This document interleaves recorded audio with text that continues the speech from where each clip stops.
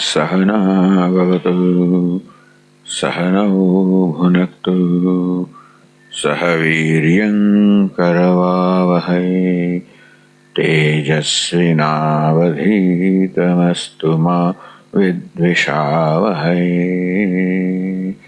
ओम शांति शांति शांति।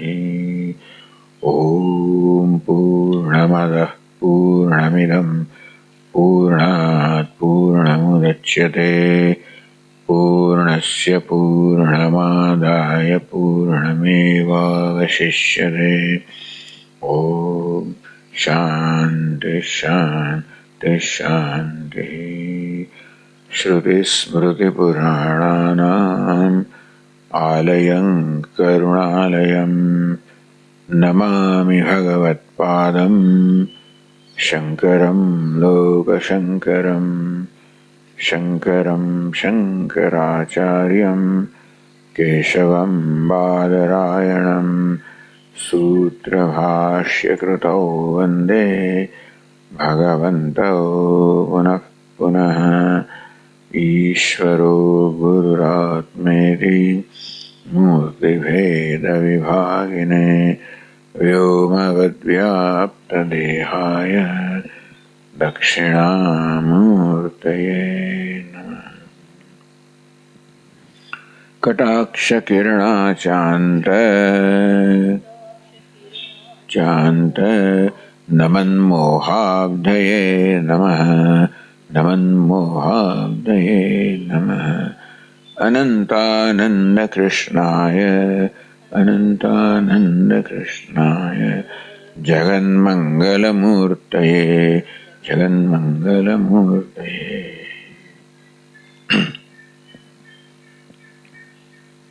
छठा श्लोक। अभारूपस्य विश्वस्य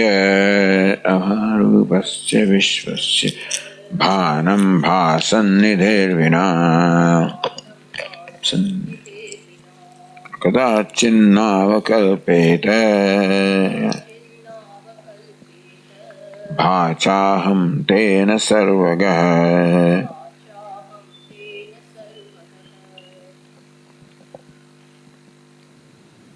तो यहाँ शंका કરવામાં આવી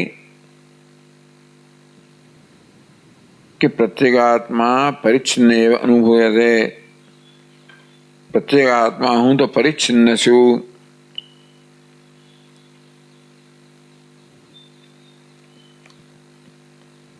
हम यह अस्मि हूं अहीं छू। आम देशनी परिच्छिन्नता अनुभव छू एवो प्रतीत है। ए प्रकारनी मारी प्रतीति है। ब्रह्म च सर्वगतम नित्यम विभुम सर्वगतम सुसूक्ष्मम। ब्रह्म तो सर्वव्यापी है। मारी प्रतीति मारा विषय एवी है कि हूँ तो अहीं ज छू अर्थात देश में मर्यादित छू परिच्छिन्न छू। तो केवी रीते आ प्रत्येक आत्मा जेना विषय अनुभव है कि हूँ तो एक स्थल में मर्यादित छू ए ब्रह्म केम होई सके। सर्वगतत्वम युक्त्या संभावयन आह। केवी रीते हूँ वास्तविक हूँ जे मानु छू ते हूँ नहीं पण केवो वास्तविक हो ए ब्रह्म होय एनी संभावना बतावे छे। युक्त्या युक्तिपूर्वक युक्ति वडे। अभारूपस्य विश्वस्य भानम। पहला एक सामान्य अनुभव कहेवामां आवे छे कि विश्वस्य समग्र जगत जैसे भानम आपणे एनाथी सभान छे। शब्द स्पर्श रूप वगैरह बनेलुं जगत छे बाह्य जगत के पछी विचारो वृत्तिओ बनेलुं आंतरिक जगत आपणे सभान छे। भानम। बीजी वस्तु ए छे अभारूपस्य। आ बहारना नाम रूपात्मक पदार्थों और आंतरिक विचार वगैरह जैसे आ बधुं ज पंचमहाभूतनी उपज छे। ये प्रकार शास्त्र में समझावामां आव्युं। तस्माद् वा एतस्मात् आत्मनः आकाश संभूतः। આકાશાદ વાયુ આ પ્રકારે આત્મામાંથી પરમાત્મામાંથી આ પંચમહાભૂત સર્જા. છેવટે પૃથિવ્યામ ઔષધય ઔષધિભ્ય અન્નમ, પૃથ્વીમાંથી ઔષધિ, ઔષધિમાંથી અન્ન, અન્નાત પુરુષ, એમાંથી શરીર. આ પ્રકારની આખી પ્રક્રિયા બતાવી. ટૂંકમાં આકાશથી માંડીને આ દેહ સુધીના જે બધા પદાર્થો જગતમાં છે એ કેવા છે? સંભવતઃ બધાનો સંભવ થયેલો છે, બધાનો ઉદ્ભવ થયેલો છે, બધાની ઉત્પત્તિ થયેલી છે. જેની ઉત્પત્તિ થઈ હોય એ કામમાં મર્યાદિત હોય. ઉત્પત્તિ કોને કહેવાય? કે ઉત્પત્તિ પહેલા ન હતું, કે પ્રાગ અભાવ, જેની ઉત્પત્તિ પહેલા નહોતું અને તેથી ક્યારેક નહીં હોય, નશ્વર છે. આ પ્રકારે કાળમાં મર્યાદિત છે, દેશમાં મર્યાદિત છે. આ બધા પદાર્થો તો અચેતન જ હોય, જળ છે. એટલે બે વસ્તુ થઈ જગત વિશે. અભારૂપસ્ય વિશ્વસ્ય, આ વિશ્વસ છે, વિશ્વમ છે. વિવિધ પ્રત્યય ગમ્યમ, વિવિધ પ્રત્યયથી જે આપણે જાણીએ છીએ અનુભવનો વિષય છે એવા જગત કે વિશ્વ. અભારૂપસ્ય, એ અભા અર્થાત એ ચૈતન્ય નથી, સ્વયં પ્રકાશ નથી. ભાનમ, અને છતાં પણ એનું ભાન છે, એની સભાનતા છે. એ કેમ હોઈ શકે? ભા સન્નિધેહ વિના કદાચિત નાવકલ્પેત. ભાની, પ્રકાશની, ચૈતન્યની સન્નિધિ વિના જે અચેતન છે, જે અંધકાર રૂપ છે, એ અંધકાર વસ્તુ જે સ્વયં પ્રકાશતી નથી, એ પ્રકાશની સન્નિધિ હોય તો જ પ્રકાશ. તો આ જગત પ્રકાશ છે, મારી સભાનતાનો વિષય છે. અને એ ક્યારે જ બને? જ્યારે જગત ભા પ્રકાશના, ચૈતન્યના સંપર્કમાં આવે, અર્થાત ચૈતન્ય વડે પ્રકાશિત થાય. આટલું થયું. ભા ચ અહમ, આ ભા ક્યાં છે? કોણ છે? ભા ચ અહમ, આ ભા કહો ચૈતન્ય તો હું છું. બધી વસ્તુ અચેતન હોય, બધું દૃશ્ય અચેતન હોય, તો આ દ્રષ્ટા ચેતન છે. દ્રષ્ટાના પ્રકાશથી દૃશ્ય બધું પ્રકાશી રહ્યું છે. તેના અહમ તેન સર્વગઃ, હું ભારૂપ હોવાને કારણે અને અભારૂપ સમગ્ર વિશ્વને તેથી પ્રકાશિત કરતા હોવાને કારણે કેવો છું? સર્વગઃ છું, અર્થાત સર્વવ્યાપી છું.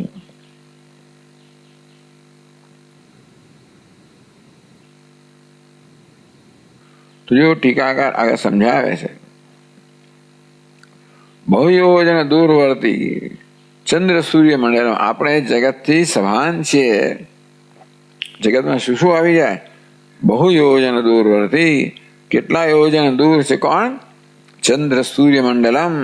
આ ચંદ્રમંડળ કહો, સૂર્યમંડળ કહો, કેટલા હજારો લાખો યોજન દૂર છે. સૂર્ય વિશેષ કરીને તતોપી અતિ દૂરવર્તી ધ્રુવાદિ નક્ષત્રાણી છે. નક્ષત્રો છે ને, એ તો તારાઓ છે, એ તો એથી દૂર છે બધા.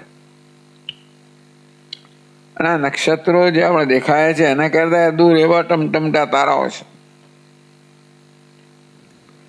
પ્રત્યેગાત્મનો ભાષણ દે. હવે આપણો અનુભવ કે છે અહીંયા કે બધી વસ્તુઓથી હું સભાન છું.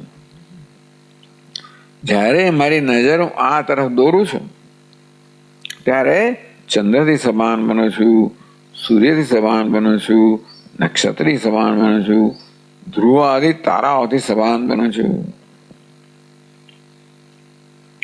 ધ્રુવ આદિ નક્ષત્ર નહીં, ચાલો ધ્રુવ નક્ષત્ર છે.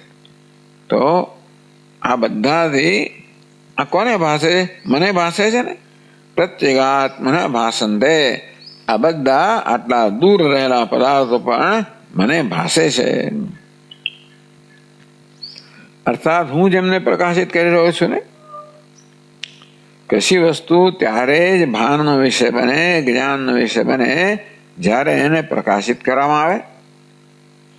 સ્વયં તો અપ્રકાશ રૂપ છે અને તેથી પોતાની જાતને પ્રગટ ના કરી શકે, અને માટે જેવી રીતે આ ખંડના બધા પદાર્થોને આ પ્રકાશ વડે પ્રકાશિત કરવામાં આવે ત્યારે એ પોતાને વ્યક્ત કરી શકે, તેમ જગતના પદાર્થો પણ ચૈતન્ય વડે જ્યારે પ્રકાશિત કરવામાં આવે ત્યારે પોતાની જાતને વ્યક્ત કરી પોતે છે એવું જાહેર કરી શકે. અને તેથી આ બધા દૂરવર્તી પદાર્થો દૃષ્ટાંત આપ્યું. પ્રત્યેગાત્મનો ભાષંતે, હું એમને સમાન છું, અર્થાત હું એમને જાણું છું એટલે કે હું એમને પ્રકાશિત કરું છું. આગળ કહ્યું કે જગત તો અભાવરૂપ છે, વાચ અહમ, હું ભાવરૂપ છું. તો ભાવ બધી અભાને પ્રકાશિત કરતો એનો અર્થ એ થયો કે હું જગતને પ્રકાશિત કરું છું. ચાલો આટલું તો થયું પહેલા કે મને આ બધા ભાષે, આ બધા મારી સભાનતાના વિષય છે, આટલું તો કહીએ. સૂર્ય છે, ચંદ્ર છે, ધ્રુવ તારાઓ છે, ધ્રુવ છે, નક્ષત્રો છે, એ ક્યારે કહી શકાય? હું જ્યારે એમનાથી સભાન હોઉં ત્યારે. હવે ટીકાકારો કહે છે તચ્ચ ભાનમ જડાનામ તેષામ સ્વતો ન સંભવતી. ભલભલી વસ્તુ હોય, સૂર્ય હોય, ચંદ્ર હોય, તારાઓ હોય, આ બધું શું છે? બધું સૃષ્ટિના અંતર્ગત છે ને. બધી વસ્તુનું સર્જન થયું છે. સૂર્યા ચંદ્રમાં સૌ ધાતા યથા પૂર્વમ અકલ્પયત. ધાતાએ, સર્જકે સૂર્ય, ચંદ્ર વગેરે પહેલાના કલ્પ પ્રમાણે આ બધા રચેલા છે, એટલે બધા રચાયેલા છે. જડાનામ ત્વેષામ, માટે આ સૂર્ય ચંદ્ર ભલે વ્યવહારમાં આપણે એને સ્વપ્રકાશ કહેતા હોઈએ, વાસ્તવમાં એ બધા પણ પોતાની જાતને પ્રકાશિત ન કરી શકે, અર્થાત એ બધા પણ મારી સભાનતાનો વિષય ના બની શકે જો હું એમની સાથે સંપર્ક ના કરું, ઇન્દ્રિય સન્નિકર્ષણ ના થાય, ચક્ષુનો સન્નિકર્ષણ ના થાય તો ધ્રુવ તારો છે જણાય નહીં ને. બતાવો આપણે સ્વામી જોયો ધ્રુવનો તારો? ક્યાં છે? 5 મિનિટ સુધી જો કરું ત્યારે આમ લાગે કે આ હોવો જોઈએ. આમ એ ધ્રુવનો તારો સ્વયં જો પ્રકાશતો હોત તો મારે આવો પ્રયત્ન ના કરવો પડે હોત. હું જયારે એને ધારી ધારીને જોઉં અને પછી મને દેખાય, એનો અર્થ શું થયો? એ વસ્તુ ત્યારે જ પોતાને પ્રગટ કરી શકે જ્યારે મારી સાથેનો સંપર્ક થાય. ચૈતન્ય સાથે સંપર્ક ના થયો હોય ત્યાં વસ્તુ પ્રકાશિત ના થાય. આ સંપર્ક ચક્ષુ દ્વારા થાય છે, વાત સાચી છે. એટલે આમ જોવા જઈએ તો ચક્ષુમાંથી બહાર પડનારું તેજ છે ને એ આ બધા રૂપ રંગને પ્રકાશિત કરે છે. ચક્ષુરાદિકર્ણ દ્વારા બહિસ્પંદતે નાના છિદ્ર ઘટોદર સ્થિત મહાદીપ પ્રભાવાસ્વરમ જ્ઞાનમ. આ જ્ઞાન છે ને ચૈતન્ય એ ચક્ષુરાદિકર્ણ દ્વારા બહિસ્પંદતે, એ બહાર સ્પંદિત થાય છે. કેવી રીતે? ચક્ષુ વગેરે કરણો દ્વારા. વાત તો સાચી છે કે આ ચંદ્ર સૂર્ય વગેરે તો મારા ચક્ષુર જ્ઞાનના ચાક્ષુષ વિષય છે,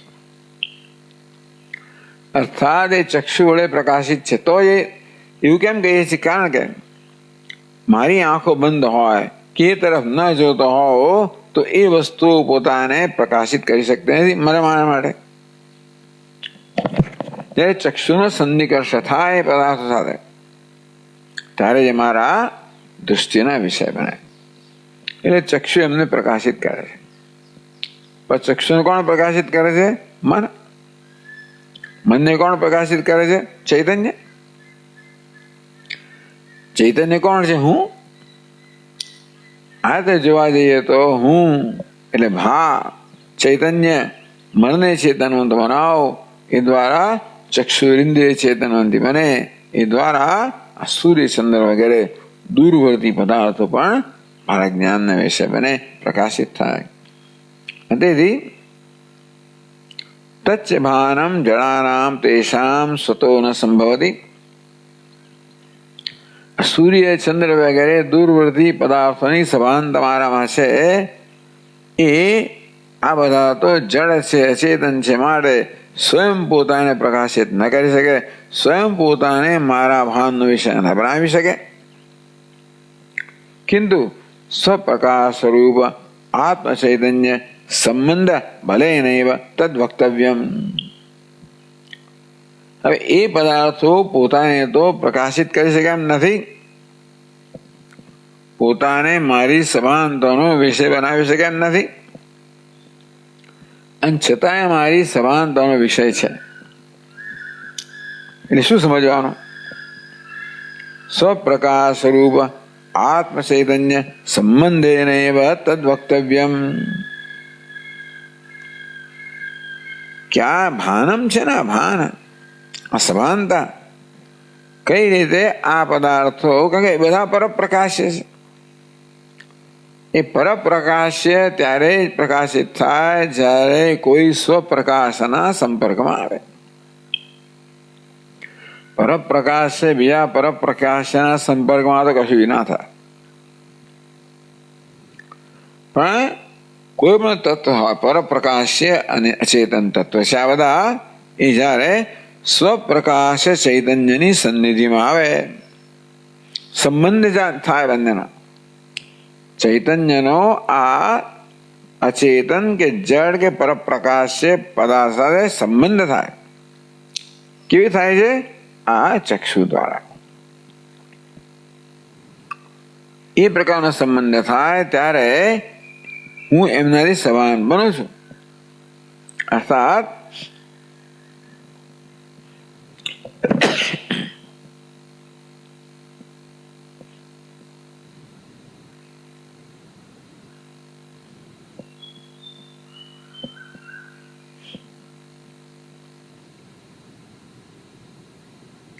ચૈતન્યનો આમની સાથે સંબંધ સીધે સીધો થતો નથી. આપણે વાત કરીએ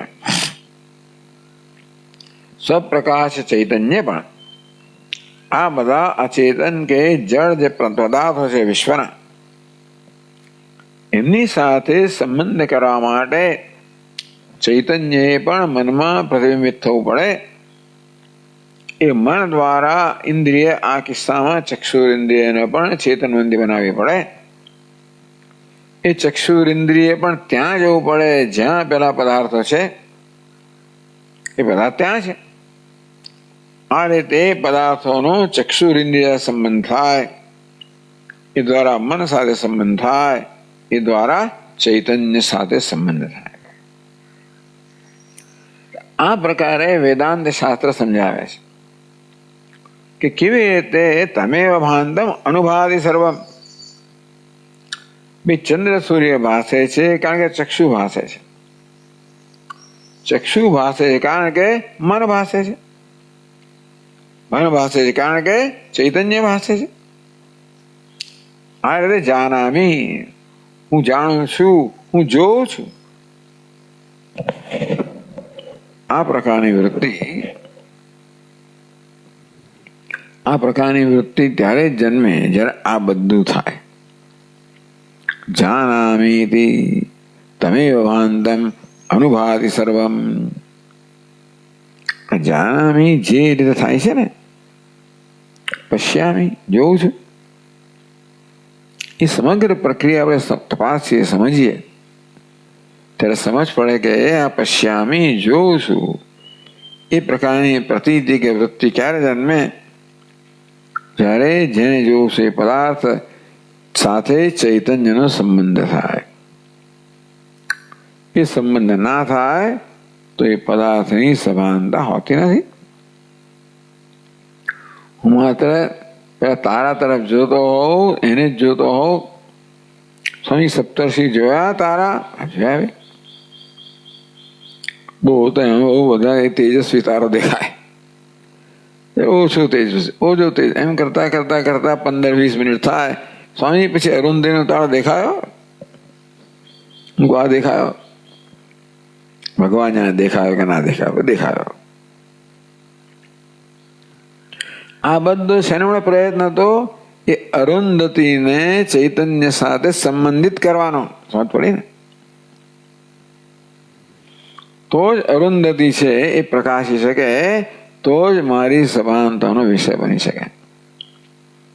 તેમ ધ્વનિ માટે પણ શું કહ્યું? જ્યારે ધીમે ધીમે ઉંમર વધતી જાય, સાંભળવાનું ઓછું થતું જાય, ત્યારે મારે પછી મારા કાન સરવા કરવા પડે. ત્યારે પછી સમજાય કે સંભળાય કે શું કહી રહ્યા છે. એ કાનમાં તકલીફ થાય અર્થ એ થયો કે એ ધ્વનિ સાથે ચૈતન્યનો સંબંધ થઈ શકતો નથી. માટે એ ધ્વનિ મારી સભાનતાનો વિષય બની શકે, સંભળાતો નથી. આ પ્રકારે ચૈતન્ય સંબંધ બલે નૈવ તદ વક્તવ્યમ. કશી પણ વસ્તુની સભાનતા થાય, શબ્દ, સ્પર્શ, રૂપ, રસ, ગંધ, આ પ્રકારે 5 પ્રકારના પદાર્થો છે અને એમના ભાન માટે આપણને આ 5 જ્ઞાનેન્દ્રિયો આપી છે, જે અહીંયા રહેલા છિદ્રો સમાન છે, જેમાંથી મનના કિરણો બહાર જાય છે. કેવું મન? ચૈતન્ય વડે ચેતનવંત બનેલા મનના કિરણો આ ઇન્દ્રિય વિચ્છિદ્ર વડે બહાર જાય અને પોતાના માર્ગમાં આવતા આ શબ્દ વગેરે વિશ્વને પ્રકાશિત કરે. આમ સ્વપ્રકાશ તો દૃષ્ટાંત આપે છે. સ્વતઃ અપ્રકાશસ્ય ઘટાદેહ સ્વપ્રકાશ દીપાદિ સંબંધ બલેનૈવ પ્રકાશ દર્શનાત. વ્યવહારમાં જોઈએ છે અપ્રકાશસ્ય ઘટાદેહ, આ ઘટ વગેરે અપ્રકાશ. અપ્રકાશ એટલે જે પોતે સ્વયં પ્રકાશી શકતા નથી, જે સ્વયં પોતાની જાતને અભિવ્યક્ત કરી શકતા નથી, પોતાના અસ્તિત્વને પ્રકટ કરી શકતા નથી. ઘટ વગેરે એના પ્રકાશ કહેવામાં આવે. તો સ્વપ્રકાશ દીપાદિ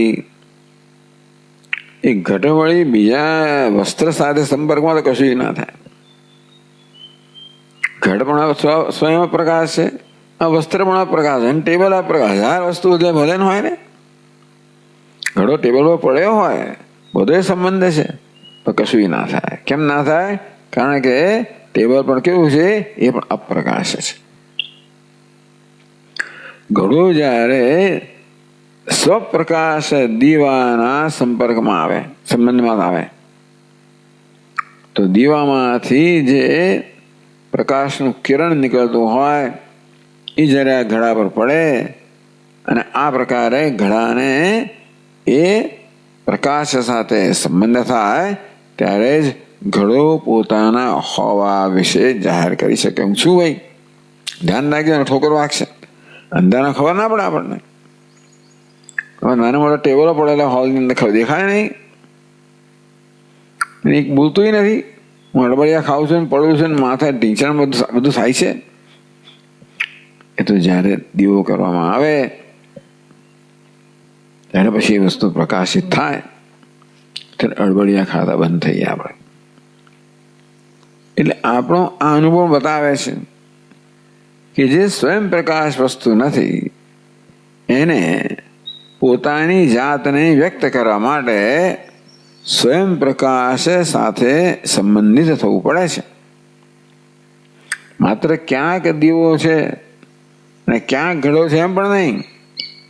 એ ઘડો અને દીવાના પ્રકાશનો સંબંધ થવો જોઈએ. તો સ્વપ્રકાશ દીપાદિ સંબંધ ભલેનૈવ પ્રકાશ દર્શનાત. આપણે રોજ રોજના વ્યવહારમાં જોઈએ છે કે આ ઘટપટ વગેરે જે સ્વયં અપ્રકાશ છે એ પ્રકાશિત થાય છે. જ્યારે કોઈ સ્વપ્રકાશ દીવો, આ કિસ્સામાં દીવાને સ્વપ્રકાશ કહીએ એ ઘટપટની તુલનામાં. તેવી રીતે દીવા સહિતના બધા પદાર્થો અપ્રકાશ છે. એ દીવો પણ ક્યારે આપણે જ્ઞાનનો વિષય બને? ચક્ષુ દ્વારા એને પ્રકાશિત કરવામાં આવે. આ સામાન્ય નિયમ બતાવ્યો, આપણા વ્યવહારમાંથી આ પ્રકારનો નિયમ બતાવ્યો. જે અપ્રકાશ છે, જે સ્વયં પ્રકાશ નથી, એ જ્યારે સ્વયં પ્રકાશના સંબંધથી સંબંધિત થાય ત્યારે જ પોતાની જાતને વ્યક્ત કરી શકે. આ નિયમ બતાવ્યો વ્યવહારમાં. એ નિયમ પછી લગાડવામાં આવ્યો કે જગતના પદાર્થો અપ્રકાશ છે, છતાં પણ એમનું ભાન થાય છે. એ બતાવે છે કે કોઈક સ્વપ્રકાશ તત્વ છે, એમને પ્રકાશિત કરી રહ્યું છે. કયું સ્વપ્રકાશ તત્વ? ચૈતન્ય. હા, અને એ કોણ છે? હું છું.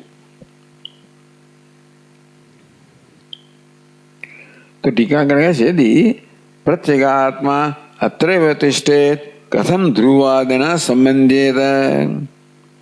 આ ચૈતન્ય ત્યાં ના ગયું હોત તો? ચૈતન્ય ત્યાં ગયું. ક્યાં ગયું? સૂર્ય, ચંદ્ર, નક્ષત્ર, તારાઓ જ્યાં છે ત્યાં ચૈતન્ય ગયું અને પ્રકાશિત કર્યા. મહિનો એ રહ્યું હોત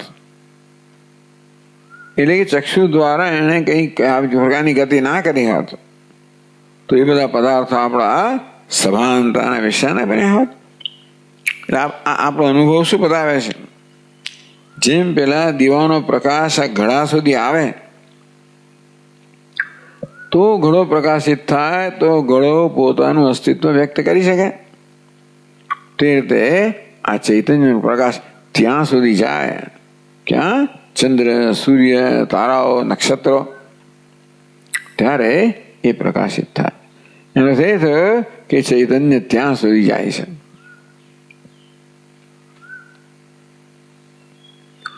જાય છે કહો કે છે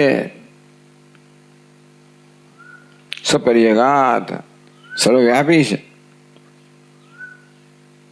અનેજદેકમ મનસો જવીય નહીં નદ્દેવા આત્મન પૂર્વમસત તદ્ધાવતન્યા નત્યેતિ તિષ્ઠત. એવું ઈશાવાસ્ય ઉપનિષદમાં કહેવામાં આવ્યું. અનેજત હલન ચલન કરતો નથી.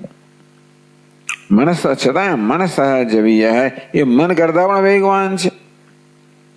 નહીં દેવા આત્મન, ઇન્દ્રિય દેવતાઓ એને આપી શક્યા નહીં. પૂર્વમર્ષદ એ પહેલે ત્યાં હતું જ. જેવી રીતે આકાશમાં પક્ષી ઉડતું હોય તો આપણે કેવું જોઈએ છે ને? તો પક્ષીને ક્યારે જોઈ શકીએ? પક્ષી જયારે પ્રકાશ વડે પ્રકાશિત થાય ત્યારે ને. રાત્રે પક્ષી ના દેખાય, દિવસે દેખાય. તો પક્ષી ઉડી રહ્યું છે દેખાય છે કેમ? કારણ કે પ્રકાશ ત્યાં હાજર છે. પ્રકાશ હાજર હોવાને તો જ પક્ષી આપણને ઉડતું દેખાય. તેવી રીતે આ નક્ષત્ર વગેરે જે આપણે સભાન છે. કેમ? કારણ કે પરમાત્મા ચૈતન્ય હાજર છે. જેમ પ્રકાશ એ પૂર્વમર્ષદ નહીં દેવા આપવન પૂર્વમર્ષદ કહેવાની રીત એ છે કે દેવતાઓ ઇન્દ્રિયો પણ આ પરમાત્માને આપી ના શકી. પૂર્વમર્ષદ એ પહેલેથી હાજર હતો ત્યાં. તો જેવી રીતે આકાશમાં પક્ષી ઉડતું હોય ઊંચે, એ પેલા પ્રકાશને આંબી શકતો નથી, પ્રકાશથી આગળ જઈ શકતો નથી. જઈ શકે? પૂર્વમર્ષદ એમ કહેવાય કે પ્રકાશ પહેલેથી ત્યાં પહોંચી જ ગયું છે. એટલે કે પ્રકાશ વ્યાપીને રહેલું જ છે.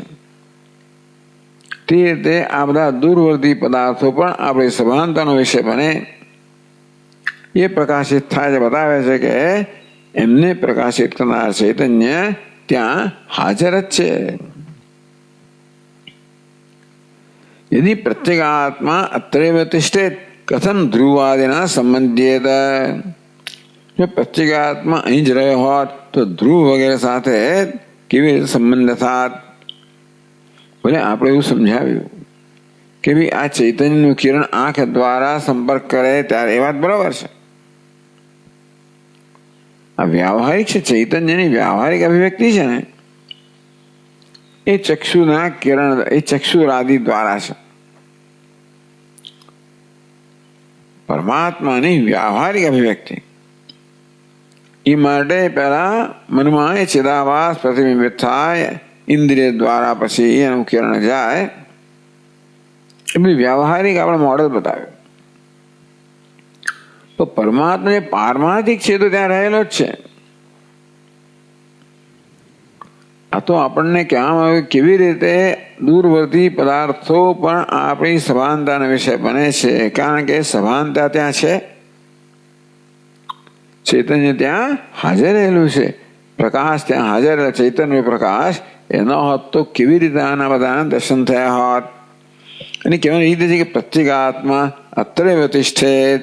જો પ્રત્યેગાત્મા અહીં જ બેસી રહ્યો હોય તો કથમ ધ્રુવાદિના સંબંધિત, તો ધ્રુવ વગેરે કેવી સાથે કેમ સંબંધિત થાય? એમને મને કે ચૈતન્ય જઈ રહ્યું છે. ભલે આપણે આ ઘડાને અહીંથી ત્યાં લઈ જઈએ તેમ લાગે ઘટાકાશ પણ એક સ્થળેથી બીજા સ્થળે જઈ રહ્યું છે. કે ભાઈ સદગતનો આત્મા એક દેહમાંથી બીજા દેહમાં આત્મા જાણે કે સંક્રમણ કર્યું. ચૈતન્ય ક્યાંય જતું નથી, આકાશ ક્યાંય જતું નથી. શું જઈ રહ્યું છે? ઘડો જઈ રહ્યો છે. ઉપાધિમાં આ પ્રકારે ગતિ છે, ચલન છે, એનું આકાશ પર આરોપ કરે આપણે કે ભાઈ ઘટાકાશ એક સ્થળે બીજા સ્થળે ગયું. કારણ કે શું છે, આમાં અથાણું ભર્યું હોય તો આપણે આમ જઈએ તો અથાણું જાય ને જોડે જોડે, એટલે એમ લાગે કે ભાઈ ઘટાકાશ ગયો. એવું નથી. કોણ જાય છે? ઘડો જાય છે. અને ઘડાનું જે ગમન છે એને એનો આકાશ પર અધ્યારોપ કરે અને કહેવામાં આવ્યું કે ઘટાકાશે ગતિ કરી. તો એમ ગતિ કોઈ ચૈતન્યમાં નથી, ચૈતન્ય ત્યાં હાજર જ છે. કેવું ચૈતન્ય? સ્વયં સ્વપ્રકાશ પારમાર્થિક ચૈતન્ય. એ પારમાર્થિક ચૈતન્ય કશાને સીધે સીધું પ્રકાશિત કરી શકે નહીં. ચૈતન્ય પ્રકાશિત કરવા માટે મન ઇન્દ્રિયો રૂપી કરણ જોઈએ અને તો પ્રકાશિત થાય. એટલા માટે કહેવામાં આવે કે પદાર્થનો ચૈતન્ય સાથે સંબંધ એટલે ચૈતન્યમાં જ રહેલું છે.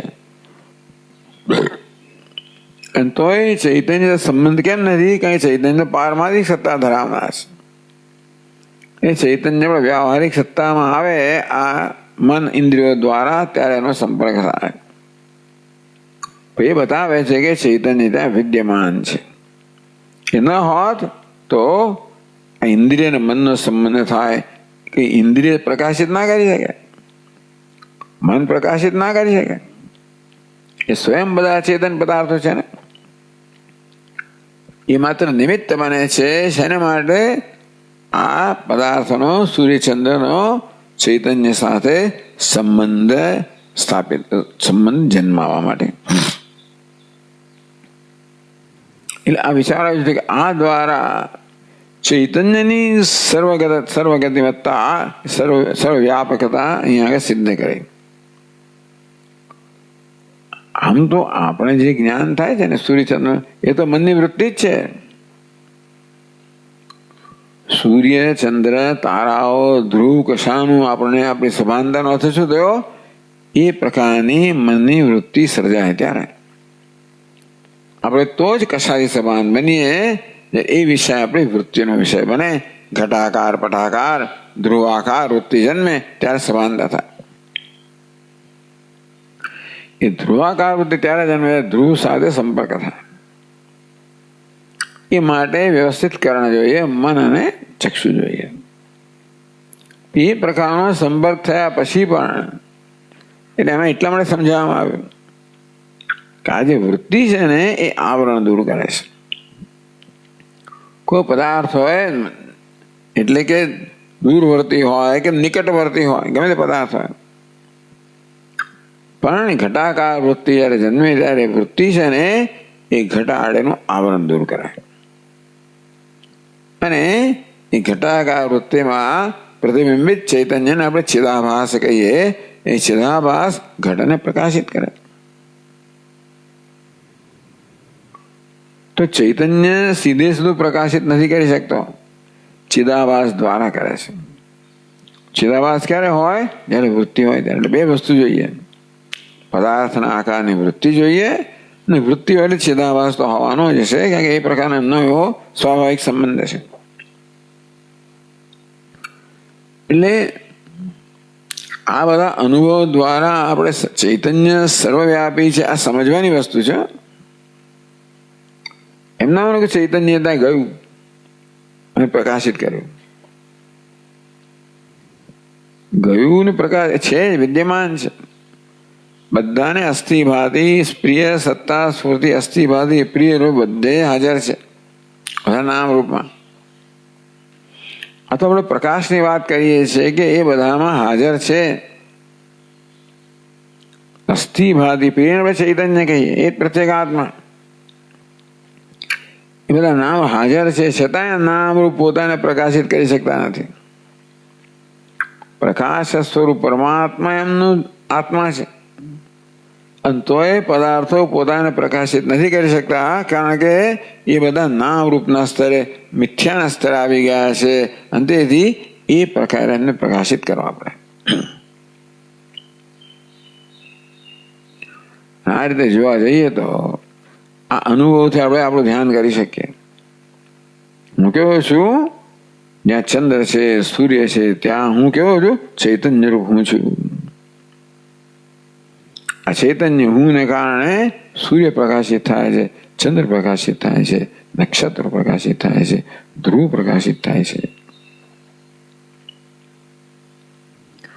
તતો ધ્રુવાદિભાસકત્વાત પ્રત્યેગાત્મા સર્વગત. તથ તે કારણથી ધ્રુવાદિભાસકત્વાત ધ્રુવ વગેરે આવા દૂરવર્તી પદાર્થોને પ્રકાશિત કરવાના કારણે પ્રત્યેગાત્મા ત્યાં છે. એ ક્યાં છે? સર્વગત, સર્વવ્યાપી છે. અહીં છે તે એનું શું ભાઈ? મને આવી પ્રત્યેક હું અહીં છું, તમે તો કોઈ ત્યાંય પણ છે. તો કહે છે પરિચ્છિન્નતા પ્રતીતિ છે. હું જો સર્વવ્યાપી હોઉં તો પરિચ્છિન્નતાની અહીં જ છું આ પ્રકારની પ્રતીતિ એ કેવી રીતે? આત્મન અભિવ્યંજક ઉપાધિ પરિચ્છેદાત ભ્રાંત્યા ઉપપદ્યતે. ઉપાધિ પરિચ્છેદ આત્મન અભિવ્યંજક, આત્માને અભિવ્યક્ત કરનારી આ ઉપાધિ કેવું છે? તદસ્ય અમૃતસ્ય અવિનાશિન આત્મન અભિવ્યક્તિ સ્થાનમ.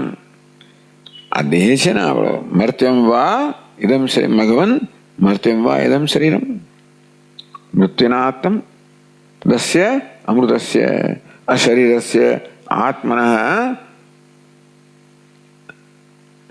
આત્મન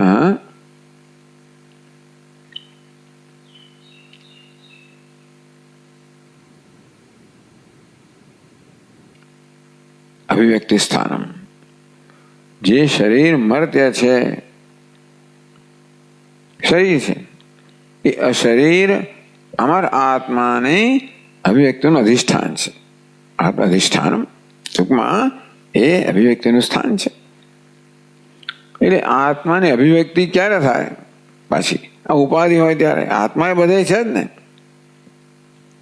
પરંતુ એની વિશેષ અભિવ્યક્તિ ક્યારે થાય? ઉપાધિમાં જ થાય. સામાન્ય અભિવ્યક્તિ એ વિશેષ અભિવ્યક્તિ. એટલે મેં જયારે કહ્યું કે ભાઈ હું અહીં છું, આ પ્રકારે દેશમાં પરિચ્છિન્નતાનો મારો આ પ્રકારની મારી પ્રતિ થઈ એ શાને કારણે? કારણ કે એ આત્માની વિશેષ અભિવ્યક્તિના સંદર્ભમાં કહેવામાં આવે. આત્માની વિશેષ અભિવ્યક્તિ ક્યાં થાય? ઇદમ શરીરમ, આ શરીરમાં થાય. શરીર સ્થૂળ સૂક્ષ્મ શરીર સમજી લેવાના. તો આત્માને અભિવ્યંજક ઉપાધિ, આત્માને અભિવ્યક્ત કરનારી ઉપાધિ, ઉપાધિ જોઈએ. જેવી રીતે ભલે વીજળી હોય પરંતુ વિશેષ પ્રકારનો ફિલામેન્ટ, ટંગસ્ટન ફિલામેન્ટ હોય તો વીજળીની પ્રકાશના રૂપમાં વિશેષ અભિવ્યક્તિ થાય.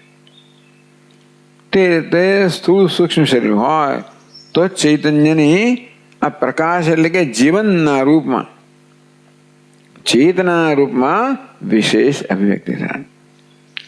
આ ચેતના છે એ તો દેહ પૂરતી મર્યાદિત છે. એને અહમ માનવાને કારણે મારામાં આ પ્રકારનો ખ્યાલ જન્મ્યો કે હું પણ મર્યાદિત છું, અહીં જ છું. તો પરિચ્છિન્નતા પ્રતીતિ છે. આત્માની હુંની પરિચ્છિન્નતા પ્રતીતિ, પરિચ્છિન્નતા એટલે મર્યાદિતપણાની પ્રતીતિ. અહીં છું, દેહમાં, અરે દેશમાં, સ્થળમાં મર્યાદિત, એ પ્રકારની પ્રતીતિ તો આત્મન અભિવ્યંજક ઉપાધિ પરિચ્છેદાત ભ્રાંત્યા ઉપપદ્યતે. એવું છે ને, જયારે તમે એમ સિદ્ધ કર્યું કે આત્મા સર્વગત છે, તો આત્મા સર્વવ્યાપી હોય તો પછી મારામાં આવી રીતે હું માત્ર અહીં જ છું એ પ્રકારની પ્રતિ સમજાવી, એ સમજાવી તો પડે ને. ચલો, આત્મા સર્વવ્યાપી છે એ તો જણાવે, તર્કથી સિદ્ધ કરવામાં આવ્યું. તો મારો અનુ હું તો અહીં જ છું એ કેમ સમજાવાય? તો કહે છે કે ભ્રાંતિ છે એ પ્રમાણ નથી. કેમ ભ્રાંતિ છે? કારણ કે જે અહીં કશીક વસ્તુ અહીં છે, કઈ છે? ઉપાધિ. એ ઉપાધિ શું? એની વિશેષતા શું છે? ચૈતન્ય આત્માને અભિવ્યક્ત કરવો એ આ ઉપાધિની વિશેષતા છે. એટલે ટેબલ ખુરશી વગેરે એ પ્રકારની ઉપાધિ નથી જે ચૈતન્યને અભિવ્યક્ત કરે. પણ આ જે દેહ છે એ કેવી ઉપાધિ છે? ચૈતન્યને અભિવ્યક્ત કરવાની ક્ષમતા ધરાવનારી ઉપાધિ છે. અને સ્વાભાવિક છે કે ઉપાધિ અર્થાત અભિવ્યક્તિનું માધ્યમ પરિચ્છિન્ન હોય તો અભિવ્યક્તિ પરિચ્છિન્ન હોય. આ બલ્બ છે ને 100 વોટનો હોય તો વીજળી ગમે તેવી શક્તિશાળી હોય, એ 400 વોલ્ટની હોય કે પછી 3000 વોલ્ટની હોય કે 33000 વોલ્ટની હોય, બધી 66000 વોલ્ટ મોકલવામાં આવતા હોય છે. પણ આપણા બલ્બની ક્ષમતા કેટલી છે? માત્ર આટલા અંશમાં જ એ શક્તિને અભિવ્યક્ત. વીજળીમાં તો અનંત શક્તિ છે, પરંતુ વીજળીની એ શક્તિ કેટલા પ્રમાણમાં અભિવ્યક્ત થશે એ તો અભિવ્યક્તિના માધ્યમથી, પેલા એપ્લાયન્સ ઉપકરણથી નક્કી થાય. એટલે બલ્બનો પ્રકાશ મર્યાદિત છે, અલ્પ છે. 100 વોટનો બલ્બ હોય તો એવો હોય ને 500 નો એવો હોય ને 50 તો એવો હોય ને 25 થોડો એથી ઓછો હોય. એ પછી વીજળીના સ્વરૂપનો નિર્ણય નથી કરવાનો. એ મર્યાદિતપણું છે તો અભિવ્યક્તિના માધ્યમની મર્યાદાને કારણે છે. તેવી રીતે આ ચૈતન્યની અભિવ્યક્તિનું માધ્યમ આ છે ઉપાધિ, સ્થૂળ સૂક્ષ્મ કારણ શરીરની ઉપાધિ. એ મર્યાદિત છે માટે ચૈતન્યની અભિવ્યક્તિ મર્યાદિત છે, ચૈતન્ય મર્યાદિત નથી. તો ચૈતન્ય અભિવ્યક્તિને ચૈતન્ય માની લો. એ બલ્બમાંથી અભિવ્યક્ત થતા પ્રકાશને વીજળી માની લો. તો માનો કે વીજળી આટલી જ છે, આ લાલ છે ને પીળી છે ને, આવી જાતનો મારો નિર્ણય થાય. કારણ કે અભિવ્યક્તિનો નિર્ણય કોણ કરે? એ માધ્યમ કરે. હંમેશા ઉપાધિનું પ્રાધાન્ય હોય.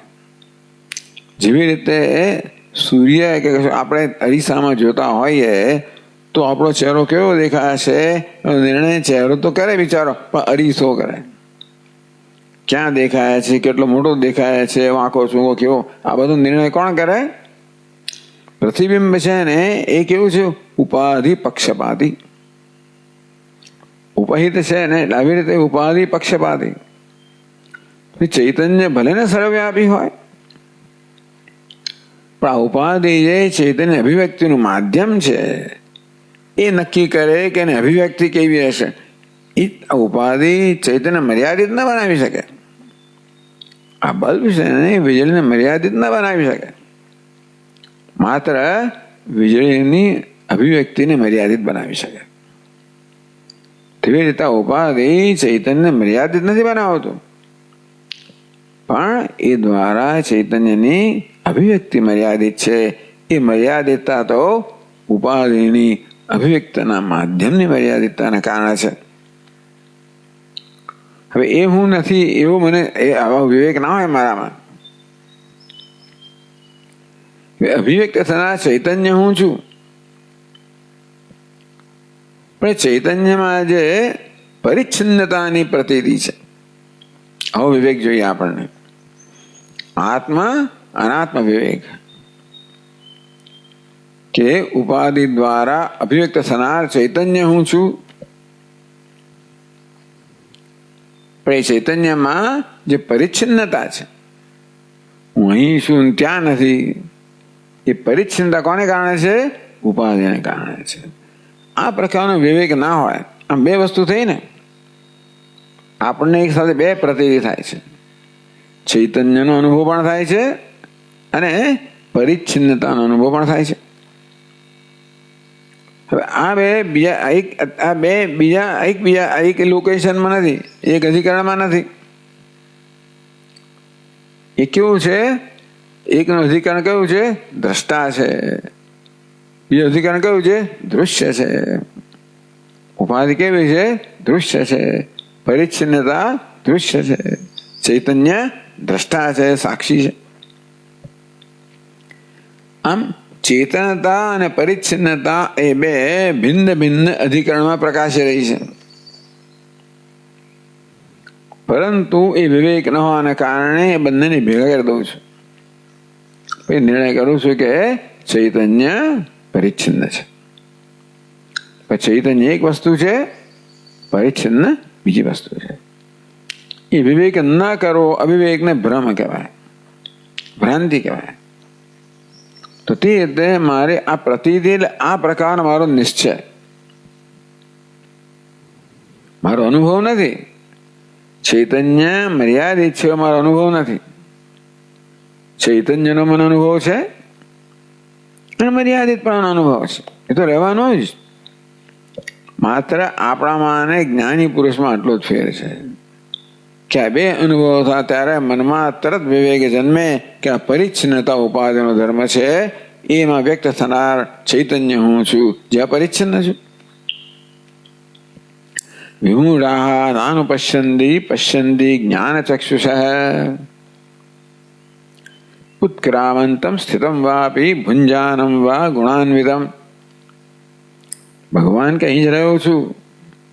ઉત્ક્રામંતમ દેહનું ઉત્ક્રમણ કરતો હોય, સ્થિતમ અહીં જ રહેલો હોય, ભુંજાનમ વા ગુણાન્વિતમ બધા ગુણોમાં અહંભાવ સેવીને જાત જાતનો ભોગતા બની જાય અને બધા વિષયનું ભોગવતો હોય. વિમૂઢાઃ નાનુપશ્યન્તિ મૂળ લોકો માને કે આ જ હું છું. પશ્યન્તિ જ્ઞાનચક્ષુષ જ્ઞાની મહાપુરુષો વિવેક કરે છે કે ગુણો કેવા છે? ઉપાધિ છે, અનાત્મા છે. ભોગતા પણ કેવું છે? ગુણનો ધર્મ છે. આ બધી મર્યાદિતતાની અંદર પણ નું અધિષ્ઠાન કહો, ચૈતન્ય કહો, હું કહો, કેવો છું? સદા અસ્પૃષ્ટ છું, અમર્યાદિત છું. આટલું જ છે. અનુભવ તો બધાને સરખો જ છે, પરંતુ એ કહેવાતા અનુભવોમાંથી જે નિશ્ચય જન્મે ને એ જુદો છે. એટલે પરિચ્છિન્નોહમ, હું પરિચ્છિન્ન છું, એ મારો અનુભવ શું છે? મારી ભ્રાંતિ છે, મારો ખોટો નિશ્ચય છે. એ સમજાવવો પડે. આત્માની સર્વવ્યાપીતા સમજાવી જ્યારે તર્કથી, ત્યારે જોડે મને જે અલ્પતાનો અનુભવ થાય છે એ સમજાવતો પડે જ ને. તું ખોટો છું, એટલે હું ખોટો, પણ કેમ ખોટો છું? કઈ રીતે ખોટો છું? એને ભાન નથી ભાન, પણ સમજાવો તો ખરા. એટલે વેદાંતી લોકો માત્ર આ વસ્તુ કહીને અટકે ને કે આ સમજાવે છે કે આવી પ્રતિ કેમ થાય છે. ભાઈ તું પરિચ્છિન્ન, તું સર્વવ્યાપી છું ખરો, તો મને આ પરિચ્છિન્ન અનુભવ કેમ થાય છે? મને સમજાવો. તો આપણે સમજી શકીએ. એટલા માટે તો આખી બધી માંડીને વાત કરતા હોય છે ને. જ્યારે કોઈ પણ જિજ્ઞાસુ આચાર્ય પાસે આવે ત્યારે માંડીને વાત કરે. આ દુનિયા એની જગ્યાએ ઉત્પત્તિ પહેલા સત હતી, પછી સત ચિંતન કર્યું, કેમ આ બધું આવ્યું? કે આ તો દ્વૈતનો અનુભવ લઈને આવે, દ્વૈત માટેનો વિચાર લઈને આવેલો છે ને, ભ્રમ કહો. પણ સમજવું તો પડે ને કે મને આવું કેમ થાય છે.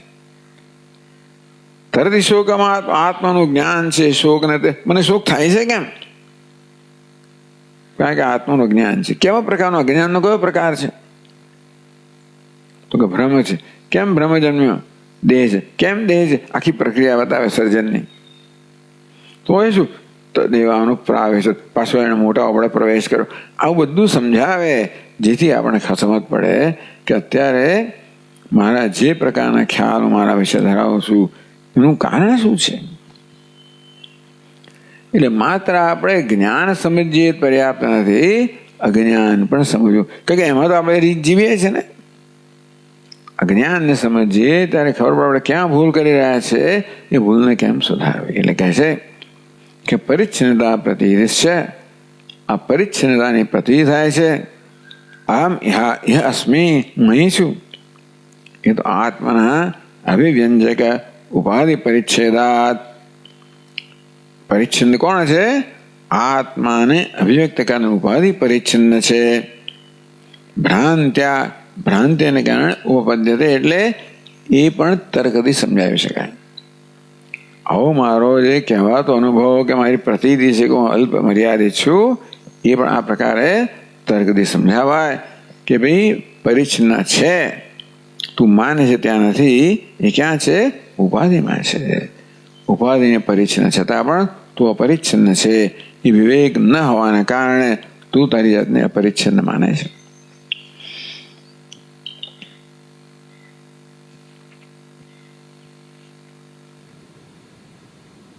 ટીકાકાર છેલ્લે કહે છે તદુક્તમ બ્રહ્મગીતાયા. બ્રહ્મગીતામાંથી વારંવાર અહીંયા ઉદ્ધૃત કરવામાં આવે છે. સ્વયં ભાવતમ શક્તમી જડાત્મક વિદમ જગત. વિદમ જગત જડાત્મકમ.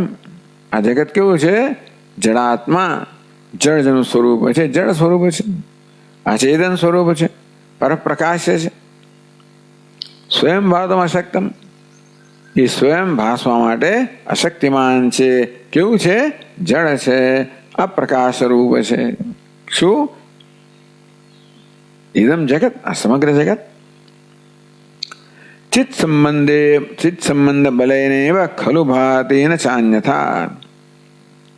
તેથી આ જળાત્મક જગત છે, જે સ્વયં ભાસવા શક્તિમાન નથી, એ જ્યારે પણ ભાસે ત્યારે આપણે શું જાણીએ કે ચિત્ત સંબંધ બલે નૈવ, ચિત્ત સંબંધના બળથી, એટલે એ સંબંધ બળ પ્રાપ્ત કરે છે. પોતાની જાતે પ્રકાશવા માટે સક્ષમ નથી એવું આ જગત. પ્રકાશવાની ક્ષમતા ક્યારે પ્રાપ્ત કરે? એને જ્યારે ચિત્ત સાથે સંબંધ થાય ત્યારે. ચિત્ત સંબંધ ભલે નૈવ, ચિત્ત સાથે સંબંધના બળથી જ ખલુ ભાતી ન છે અન્યથા, એ સિવાય આ જગત ભાસી શકે નહીં. ચિત્ત સાથે સંબંધ ન થાય, અન્યથા બીજી કોઈ રીતે આ અચિત જગત છે એ ભાસી શકે નહીં. સ્વાભિવ્યંજક સંકોચાત સંકોચ પ્રતિભાત્મન. એક સંકોચ ત્યાં વિસર્ગ હોવો જોઈએ હું માનું છું. સ્વાભિવ્યંજક સંકોચાત, સ્વ અભિવ્યંજક સંકોચાત.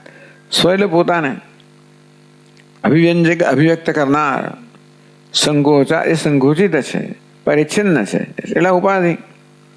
પોતાને અભિવ્યક્ત કરનાર ઉપાધિ કેવી છે? સંકુચિત છે. એના સંકોચને કારણે સંકોચ પ્રતિભાત્મન. પ્રતિભા જેનું સ્વરૂપ, પ્રતિભાત્મા એટલે પ્રતિભા જેનું સ્વરૂપ છે એવો આત્મા. અહીંયા આત્માનું તો સ્વરૂપ થાય. પ્રતિભાત્મા, પ્રતિભા એ ચૈતન્ય, સ્વયં પ્રકાશ, એવું સ્વરૂપ ધરાવનારો આત્મા, એમાં સંકોચ કેમ લાગે છે? આવી રીતે આત્મામાં આપણને સંકુચિતતા કેમ જણાય છે? સ્વ અભિવ્યંજક સંકોચાત. આ પ્રતિભા જેમાંથી અભિવ્યક્ત થાય છે એ ઉપાધિના સંકોચને કારણે આપણને એ પ્રતિભાત્મા પણ સંકોચિત હોય એવું જણાય છે. પ્રતિભા જેનું સ્વરૂપ છે, ચૈતન્યનું સ્વરૂપ છે, એવો આત્મા મને કેમ અલ્પ જણાય છે? સ્વ અભિવ્યંજક સંકોચાત. એ પ્રતિભાત્મા અને સ્વ એટલે પ્રતિભાત્મા, એને અભિવ્યક્ત કરનારી આ ઉપાધિ છે, એના સંકોચને કારણે આ પ્રતિભાત્મા ચૈતન્ય આત્મા પણ સંકુચિત હોય એમ ભાષે છે. ન સ્વરૂપેણ બે વસ્તુ થઈ ને, હવે બે આવી તો પરસ્પર વિરુદ્ધ આવી જાતના અભિપ્રાય થયા ને. એક અભિપ્રાય કયો છે? અહમ ઇહાસ્મી, હું તો અહીં છું, અર્થાત અહુમાં સંકોચિતતાનો આપણને પ્રતિભાસ અનુભવ થાય છે. બીજી બાજુ શું કહેવાય? આ જગત તો અપ્રકાશ છે, એ તો ચૈતન્યના સંબંધ વગેરે પ્રકાશિત ન થાય. મળે ચૈતન્ય સર્વત્ર હોવું જોઈએ તો જ જગત પ્રકાશિત થાય. જ્યારે થાય ત્યારે આ ચૈતન્ય સર્વવ્યાપી હોવું જોઈએ, અને હું તો મારા સંકુચ અનુભવ કરું છું, તો એ સંકોચિતતા ચૈતન્યનો સ્વભાવ ન સ્વભાવત ન સ્વરૂપેણ. આમ પરિચ્છિન્નતા એ પ્રતિભાત્માનું સ્વરૂપ નથી. એ કેવું છે? અધ્યારોપને કારણે છે. જે સંકુચિતતા ઉપાધિમાં છે એનો અધ્યારોપ ચૈતન્ય પર કરવામાં આવીને હું આવો નિર્ણય કરું છું. ત્યારે ચિદ્રૂપ સર્વવ્યાપી સદા ખલુ ઇતિ. ચિદ્રૂપ સદા સર્વવ્યાપી, ત્યારે ચિદ્રૂપ ચૈતન્ય છે તો સદા સર્વવ્યાપી ઇતિ. આ જ વસ્તુ, એટલે આના પર ટીકા એમણે કરી. આ જે શ્લોક છે બ્રહ્મગીતાનો, એના આધારે એમણે આ શ્લોક સમજાવ્યો. તતો જીવાત્મા બ્રહ્મ એવ ઇતિ ભાવ. અંતેથી જીવાત્મા બ્રહ્મ જે છે એવો ભાવ છે. એટલે ટૂંકમાં એવું તાત્પર્ય છે. તાત્પર્ય શું છે? કે જેને પરિચ્છન્ન માનવામાં આવે છે નામ જીવાત્મા. પરિચ્છન્ન આત્માને જીવાત્મા કહીએ. આત્મા તો જીવ બનતો જ નથી. આત્મા પરિચ્છન્ન બનતો નથી, પણ જીવાત્મા કેમ કહેવામાં આવે છે? આ સૂક્ષ્મ શરીરમાં અહમભાવ ધરાવવાને કારણે એટલો મર્યાદિત થઈ જાય છે. તો સૂક્ષ્મ શરીરમાં અહમભાવ ધરાવનાર ચૈતન્યને જીવાત્મા કહેવામાં આવ્યું. આપણે જયારે કહીએ કે એક જીવ એક દેહમાંથી બીજા દેહમાં અતિક્રમણ કરે છે, ત્યારે આવી રીતે સૂક્ષ્મ શરીર ઉપહિતા ચૈતન્ય છે એ સૂક્ષ્મ શરીર જતું હોય છે એક સ્થૂળ દેહમાંથી બીજા દેહમાં. જીવાત્મા, જીવ પ્રાણ ધારણ, એટલે પણ જીવાત્મા કહેવામાં આવ્યો. અહીં છે ને ત્યાં સુધી આ બધાને ધારણ કરનારો છે. આ દેહ ને પ્રાણ નીકળો એટલે બધું જતું રહે, એટલે પણ જીવ કહેવામાં આવ્યો. પણ જેને જીવાત્મા માનવામાં આવે છે વાસ્તવમાં બ્રહ્મ છે. તો આત્મા પર એક જીવ એ પ્રકારનું વિશેષણ લાગ્યું ને. જીવાત્મા, પરમાત્મા બધા વિશેષણ લગાડીએ છીએ.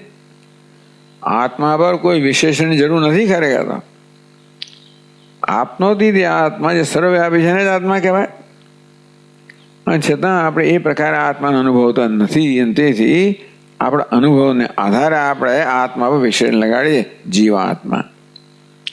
જાણે કે જીવ હોય, જીવંત હોય, અહીં જીવી રહ્યો હોય વગેરે, એ માને આપણે જીવાત્મા કહીએ. તો એ વિશેષણ શેને કારણે છે? ઉપાધિને કારણે છે. વાસ્તવમાં આત્મા જ એટલું સત્ય છે. બધા નિર્વિશેષ આત્મા એ જ વાસ્તવમાં બધા પ્રકારના આત્માનું સત્ય છે. જીવાત્મા કહો, બીજું જે કહો, જે કહો એ કહો, જાત જાતના આત્મા, પ્રેતાત્મા, ફલાણા આત્માને, સદગત આત્મા, જે વિશેષણ, એમાં બધાનું સ્વરૂપ શું છે? આત્મા જ છે માત્ર. અને બ્રહ્મ છે એ આ બધાનું તાત્પર્ય છે. ઓમ ઓમ પૂર્ણમદ પૂર્ણમિદમ પૂર્ણાત પૂર્ણમુદચ્યતે પૂર્ણસ્ય પૂર્ણમાદાય પૂર્ણમેવાવશિષ્યતે. ઓમ શાંતિ શાંતિ शान्तिः। शङ्करं शङ्कराचार्यं केशवं बादरायणं सूत्रभाष्यकृतौ वन्दे भगवन्तौ पुनः पुनः। ईश्वरो गुरुरात्मेति मूर्तिभेदविभागिने व्योमवद्व्याप्तदेहाय दक्षिणामूर्तये नमः। ॐ शान्ति शान्ति शान्तिः। हरि ओम्। श्री गुरुभ्यो नमः। हरि ओम्।